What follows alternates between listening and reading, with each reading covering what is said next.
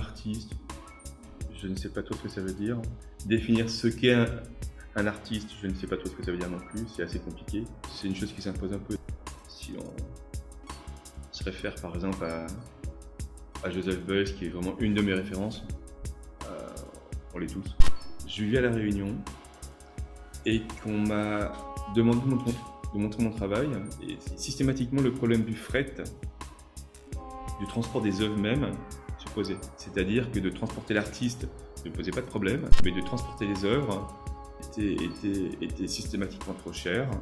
Et ça bloquait en fait le fait de pouvoir montrer mon travail. Donc je me suis un peu inspiré des artistes conceptuels américains des années 60 et qui avaient décidé de photographier leurs idées et de montrer la photo en fait de leurs idées, et donc l'œuvre était visible. Plus jeune, vivant à La Réunion, je me nourrissais d'art en lisant des revues. Je voyais les œuvres que en Europe ou en Occident ou ailleurs, en tout cas où on peut rencontrer des œuvres, c'est-à-dire les voir dans des musées ou des galeries ou des centres d'art, ce qui n'existait pas vraiment à l'époque à La Réunion. Le fait de photographier mes sculptures et de les montrer tout compte fait sous forme de documents était une chose avec laquelle j'avais comme ça une espèce d'affinité.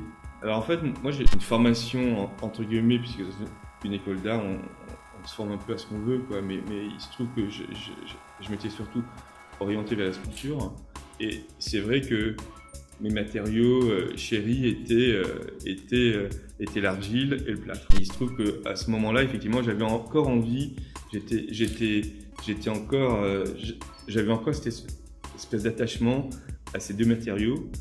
À mon territoire, c'est complètement le rêve. Le réel ne m'intéresse pas. Voilà, je suis éveillé et j'ai ces espèces de visions qui pour moi sont des rêves. Une image est une rencontre en fait de plusieurs petites idées, donc de plusieurs petits rêves, et qui va donner l'idée de l'image. Certaines de mes images, on peut avoir l'impression de voir des choses qui me surprennent, qui pourraient créer joie chez les gens qui voient mes images.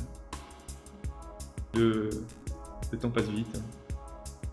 C'est vraiment l'extérieur qui m'inspire. C'est-à-dire le fait de marcher dans des villes, le fait d'entendre des choses, le fait de voir des gens. Moi, je vais reprendre une phrase de Giuseppe Pennone. Il s'intéresse à créer la joie de la surprise. Je pense que ça me convient assez bien.